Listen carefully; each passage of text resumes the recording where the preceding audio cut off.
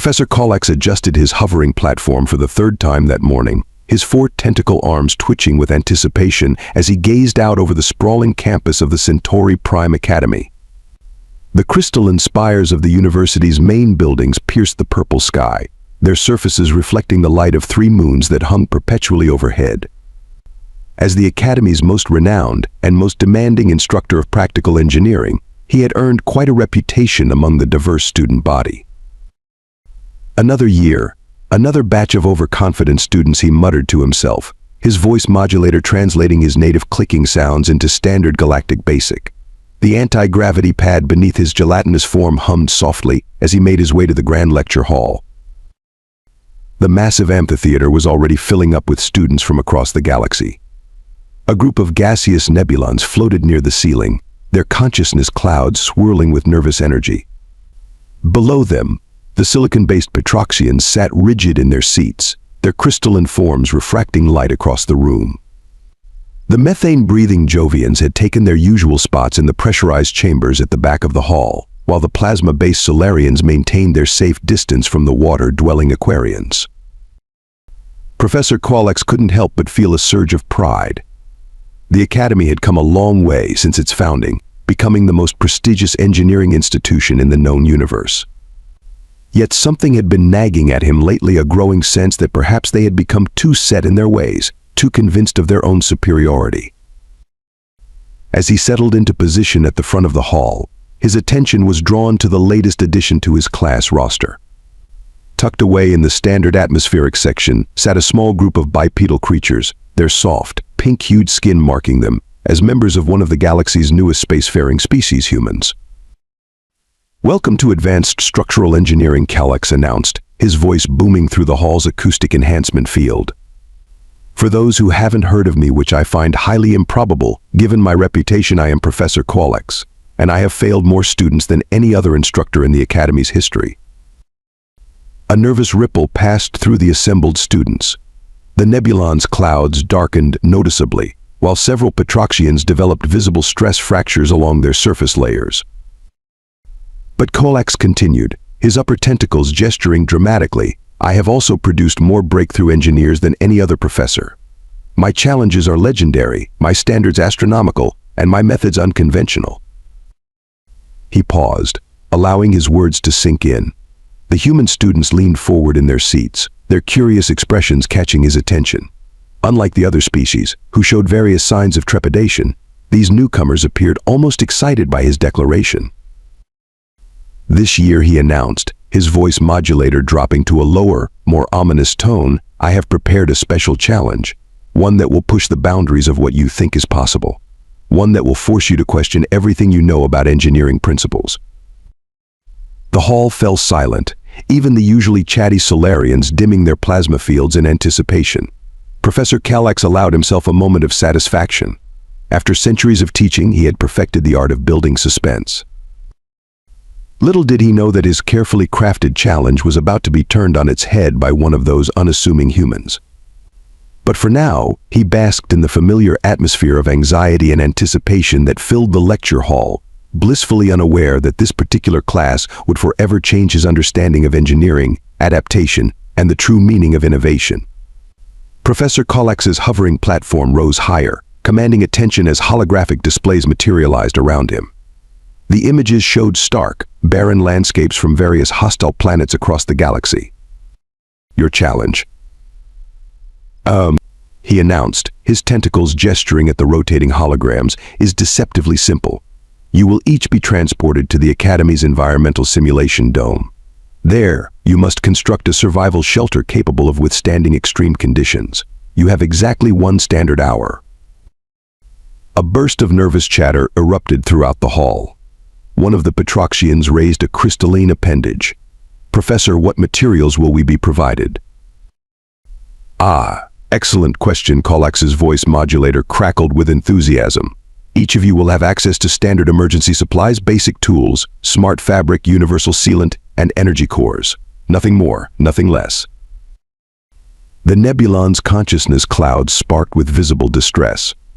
But Professor, one of them pulsed. "Constructing anything solid with such limited materials would take at least 3 hours, even with optimal atmospheric conditions. Then perhaps you should reconsider your approach, Kallax responded, his gelatinous form rippling with amusement. The shelter must meet 3 critical requirements. First, it must maintain stable internal conditions for its occupants' specific biological needs. Second, it must withstand external pressures up to 50 standard atmospheres. Third, it must demonstrate structural integrity for a minimum of 24 hours. A Solarian student flared brightly. That's impossible. Even with advanced quantum architecture, creating a pressure-resistant structure in 1 hour is beyond theoretical limits. Impossible, Kallax's voice modulator pitched higher, almost singing the word. When the Aquarians first joined our academy, everyone said it was impossible to create underwater lecture halls. Yet here we are, with our pressurized chambers and phase shift barriers.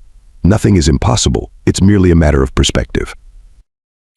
In the standard atmospheric section, the human students were huddled together, whispering intensely. Their behavior caught Kallax's attention. Unlike their peers who were frantically taking notes and running calculations on their quantum computers, these humans appeared to be sketching. How peculiar. The challenge begins tomorrow at first light, Kallax continued. Each student will be assigned a random environment type. You have until then to prepare your strategies. Remember, this test accounts for 60% of your final grade. The Jovians release stress methane bubbles that set off environmental alarms. The Petroxians had developed even more stress fractures, their crystalline forms now resembling cracked glass. The Nebulons had condensed into tight, anxious sphere. One more thing, Kallax added, his tentacles waving dramatically. You will be evaluated not just on success or failure, but on innovation. Show me something new, something unexpected. The universe rewards those who dare to think differently. As the students filed out of the lecture hall, Kallax observed their reactions. The Petroxians immediately formed study groups, their quantum computers already running millions of simulations. The Nebulons dispersed to the library, their clouds trailing behind them like worried thoughts. The Solarians clustered around the engineering labs, their plasma fields crackling with determination. But it was the humans who caught his attention again. They were laughing. Actually laughing. One of them had pulled out what appeared to be a primitive paper notebook, showing something to their peers who nodded enthusiastically.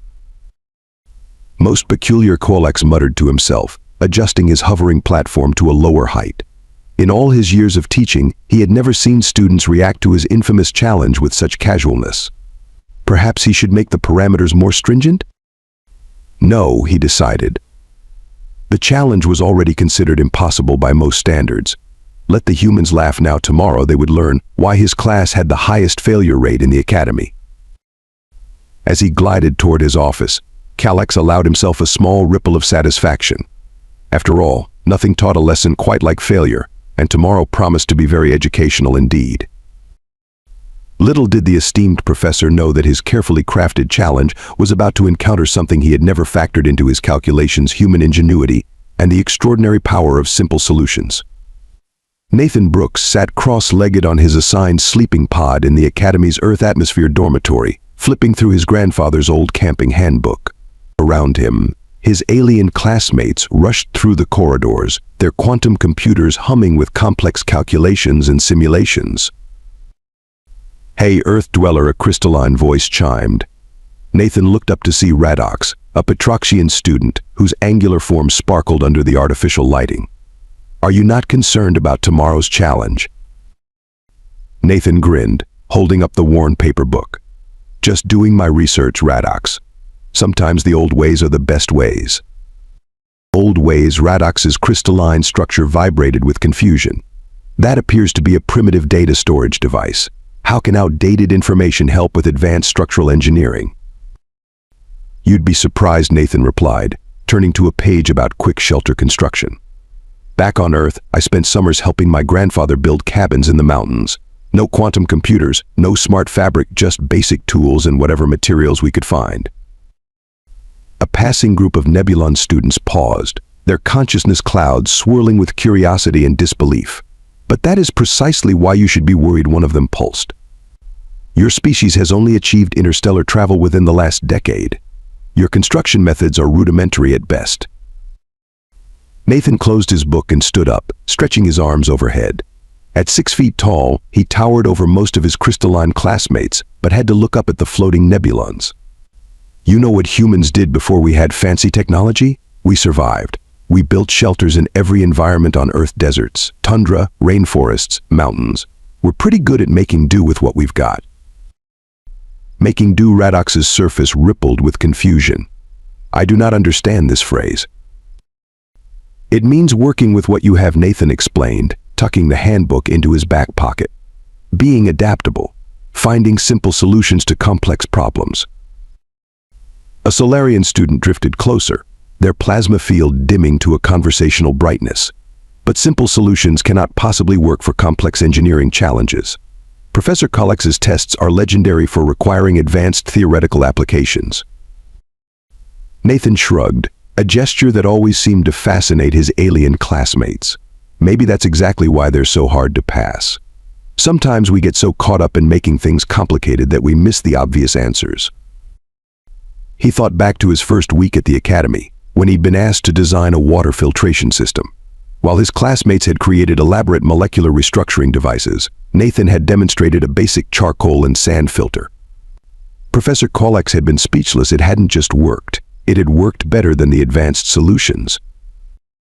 But your species hasn't even mastered gravity manipulation. A methane-breathing Jovian bubbled from their pressurized suit.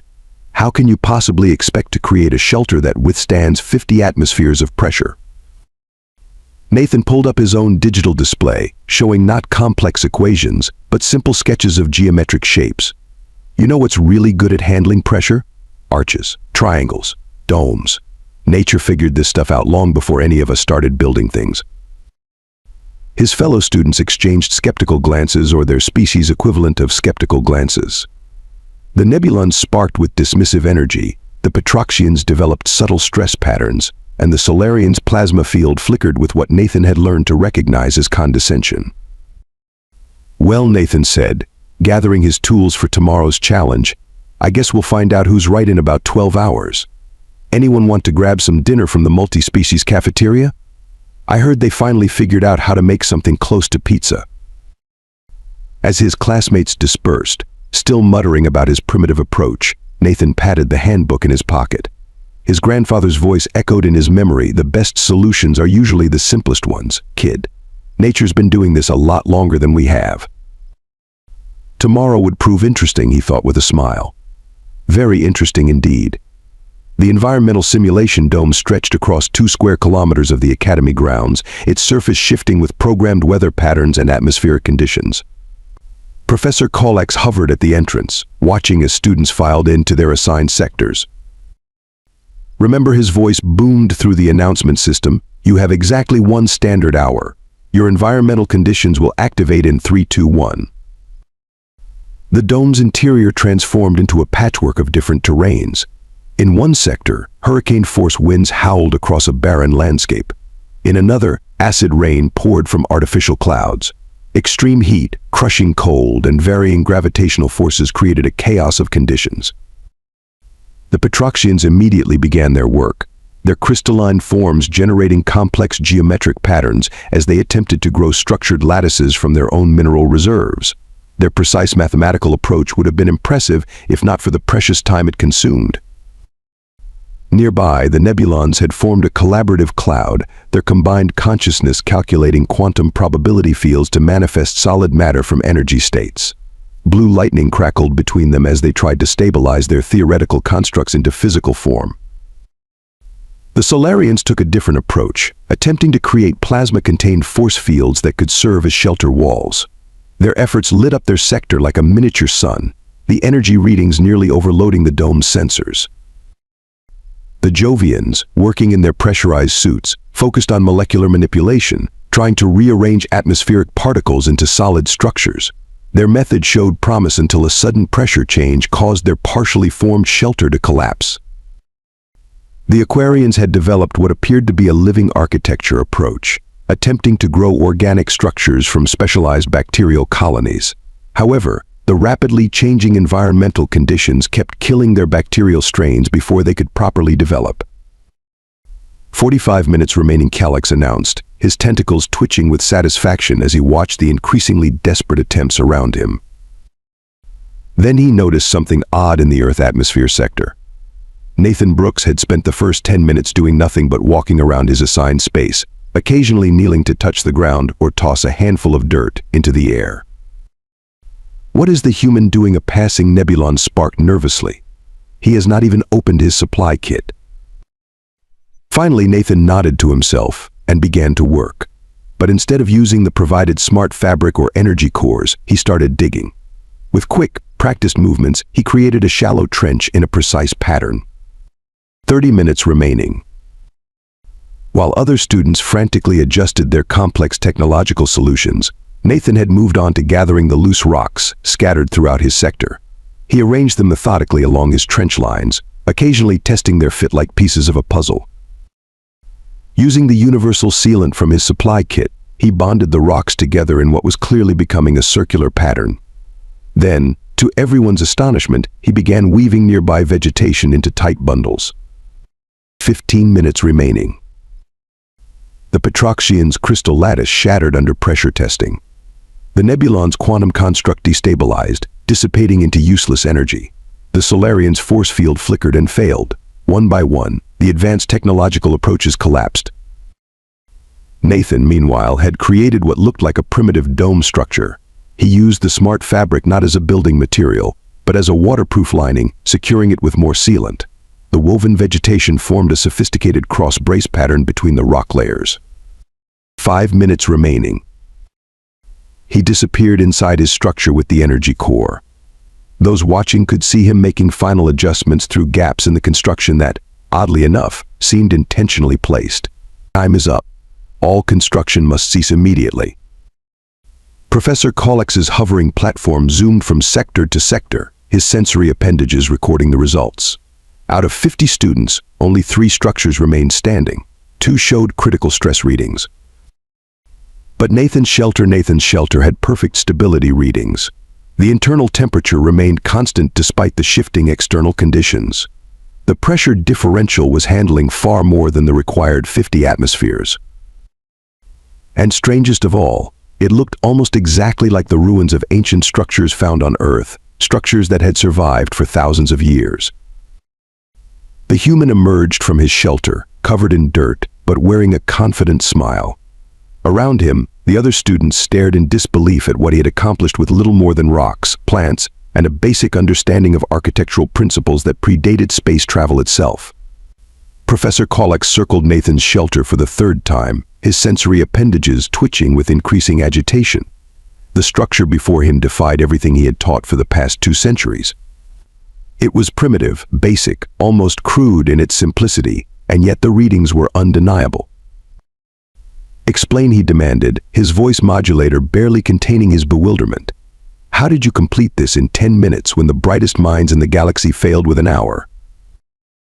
Nathan ran a hand through his dirt-streaked hair. "Well, Professor, I just looked at what was available and remembered something we humans learned a long time ago. The arch is one of the strongest shapes in nature." The gathered crowd of students pressed closer as Nathan pointed to his shelter's foundation. "See this circular base?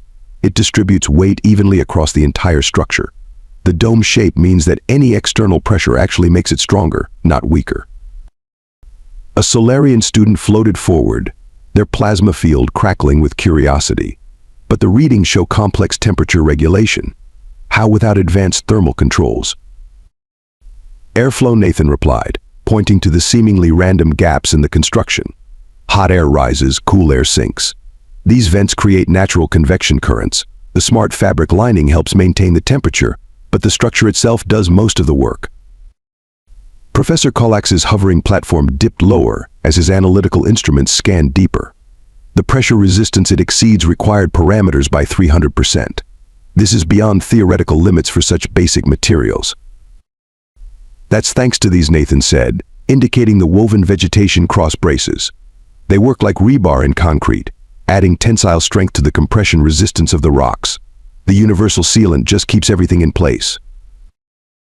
The Petroxians crowded around, their crystalline forms reflecting the shelter's simple elegance. But our quantum calculations indicated that such primitive methods could not possibly. "That's just it," Nathan interrupted gently. "You are all trying to calculate the perfect solution. Sometimes perfect is the enemy of good enough." Humans learned that lesson through thousands of years of trial and error. Professor Kollax's gelatinous form rippled with excitement as his scanners revealed more details. The rock placement wasn't random. Each stone had been carefully selected and positioned to create a natural load-bearing structure.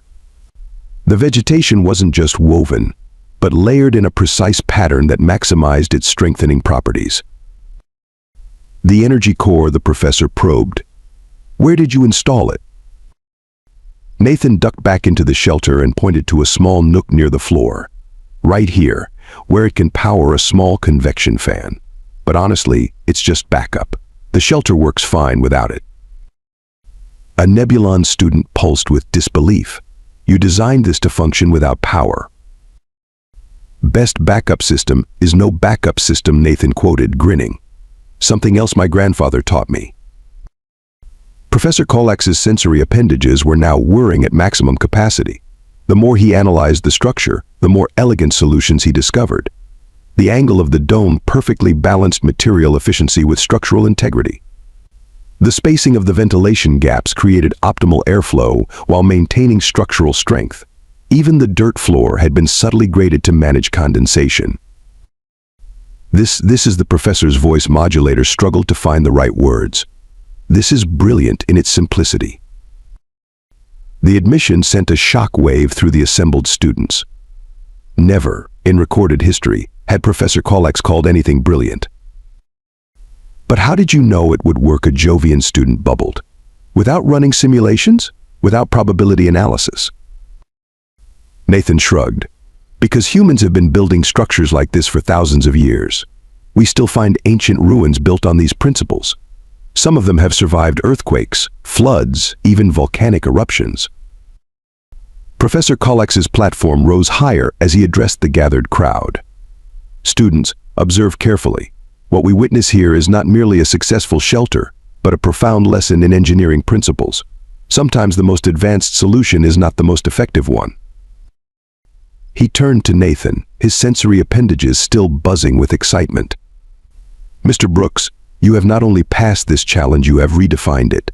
Your solution demonstrates that true innovation can mean finding new applications for proven principles rather than always seeking to create new ones." The other students began examining the shelter more closely now, their initial skepticism transformed into genuine curiosity. Even the Petroxians, with their love of complex crystalline structures, were studying the simple rock arrangements with new appreciation. In the Academy's main lecture hall, Professor Kollax addressed the assembled students, his hovering platform positioned lower than usual, a sign of humility that shocked many longtime faculty members. "Today," he began, his voice modulator set to a contemplative tone, "we must acknowledge something remarkable. Our presumptions about advanced engineering have been challenged in the most unexpected way." The holographic displays around him showed detailed scans of Nathan's shelter, rotating slowly for all to see. "For centuries, we have pushed towards increasingly complex solutions, more advanced materials, more sophisticated calculations, more theoretical applications. Yet today, a student from Earth showed us that we may have overlooked something fundamental." Nathan sat among his fellow students, still dusty from his work in the environmental dome. Around him, the various alien species watched with newfound respect. "Humans," Professor Kollax continued, "are not like us. They did not develop technology in the ordered, logical progression we consider normal. They did not wait for quantum physics to build lasting structures. They did not need gravity manipulation to create soaring architecture." A Nebulon student's consciousness cloud pulsed with revelation. They adapted to their limitations instead of waiting to overcome them. Precisely, Kollax's tentacles waved enthusiastically. "While we sought to control our environments through technology, humans learned to work within them. They turned their very constraints into advantages." The professor brought up new images, ancient Earth structures that had survived millennia. "Look at these buildings, the pyramids, the Roman aqueducts, the Great Wall, built with nothing but basic materials and profound understanding of natural principles." "But surely," a Solarian student flickered, "their methods are outdated now that they have access to advanced technology." Nathan raised his hand. Actually, we still use many of these principles in modern construction, sometimes combining them with new technology, sometimes not.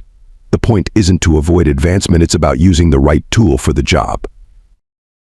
Professor Kallax's gelatinous form rippled with approval. This is perhaps the most valuable lesson we can learn from humans. They understand something that we, in our pursuit of advancement, sometimes forget: complexity is not always progress. The Petroxian students, their crystalline forms still showing stress patterns from their failed attempts, chimed in harmoniously. We spent so much time calculating perfect solutions that we missed simpler ones. And therein lies the true brilliance, Kallax declared. Mr. Brooks did not just build a shelter today. He demonstrated a fundamental truth about engineering and perhaps about progress itself. The most elegant solution often lies not in adding complexity, but in understanding simplicity. The professor turned to face Nathan directly. Your species' greatest strength, I now realize, is not your technology or your calculations.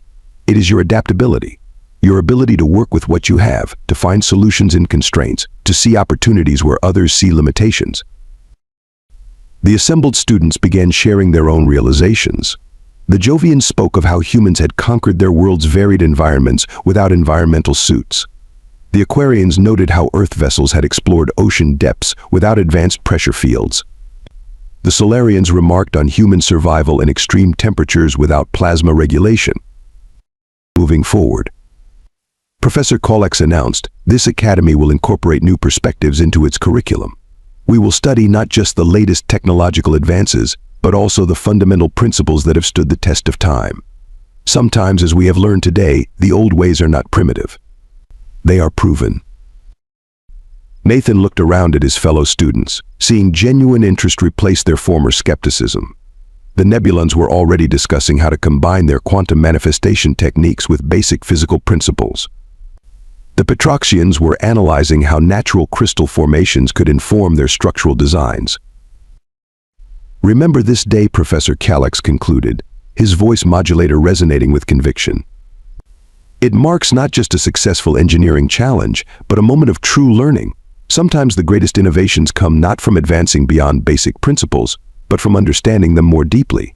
6 months after the Shelter Challenge, the Centauri Prime Academy had undergone remarkable changes. The once pristine halls now featured displays of both advanced technology and fundamental engineering principles from various cultures.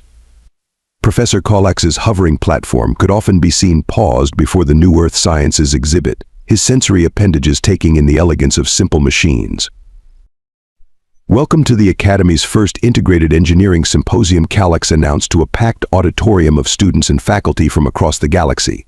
Today we celebrate a new approach to engineering education. The main holographic display showed a split screen on one side, the quantum architecture of a Nebulon space station on the other, the basic structural principles of a Roman arch. Nathan sat in the front row, now joined by dozens of other human exchange students who had flocked to the Academy after news of his success spread. Our curriculum now combines advanced theoretical studies with practical application courses, Kallax continued. Students must demonstrate mastery of both complex technology and fundamental principles. As we have learned, true innovation lies in knowing when to apply each approach. The changes had already shown remarkable results. A team of Petroxian and human students had recently developed a revolutionary new type of space habitat, combining crystalline growth patterns with basic geometric principles. The Jovians had adapted ancient Earth mining techniques to improve their gas giant extraction processes. The universe has a wonderful sense of humor, Professor Kallax mused, his tentacles gesturing at the diverse crowd. We thought we were accepting human students to help them advance. Instead, they helped us remember something we had forgotten in our rush toward advancement. Nathan had become something of a celebrity at the Academy, though he remained remarkably humble about it. He now led workshops where students from all species learned to approach problems from multiple angles, combining their unique abilities with time-tested solutions. Professor, a Solarian student, raised their plasma field. Is it true that the Galactic Engineering Council is adopting these new principles? Indeed, Kallax replied, his voice modulator brightening. Starting next year, all accredited institutions must include courses in fundamental engineering principles alongside advanced theoretical studies. They are calling it the Brooks Doctrine. Nathan blushed at this, but sat up straighter when Professor Collex turned toward him. Mr. Brooks, would you care to share your thoughts on these developments? Standing up, Nathan surveyed the eager faces and equivalent sensory organs of his fellow students. The best thing about basic principles is that they work everywhere. Gravity might change, atmospheres might be different, but the forces that shape our universe remain constant. When we understand these fundamentals, we can adapt them to any situation. The symposium erupted in agreement, each species expressing approval in their unique way. The Nebulons sparked with excitement, the Petroxians chimed harmoniously, and the Solarians pulsed with bright approval. But perhaps the most valuable lesson, Nathan continued, is that progress does not always mean leaving the past behind. Sometimes it means building upon it, combining the wisdom of experience with the power of innovation. Professor Colex's gelatinous form rippled with pride. In just 6 months, the Academy had produced more breakthrough innovations than in the previous 5 years combined. By embracing both complexity and simplicity, they had opened new paths to discovery. The future of engineering. Collex concluded, lies not in choosing between advanced technology and basic principles, but in understanding how to use both. And for teaching us this valuable lesson, we owe our gratitude to the newest members of our galactic community, the remarkably adaptable humans. As the symposium concluded, students and faculty mingled, sharing ideas across species and technological backgrounds. In one corner, a Nebulon was explaining quantum theory to a human student, while nearby, that same human demonstrated the principles of a lever and fulcrum to a fascinated group of Aquarians. Professor Collex watched it all from his hovering platform, his sensory appendages taking in the scene with satisfaction. Sometimes, he reflected, the greatest discoveries come not from looking forward, but from looking back, and sometimes the best teachers are those who still have the most to learn.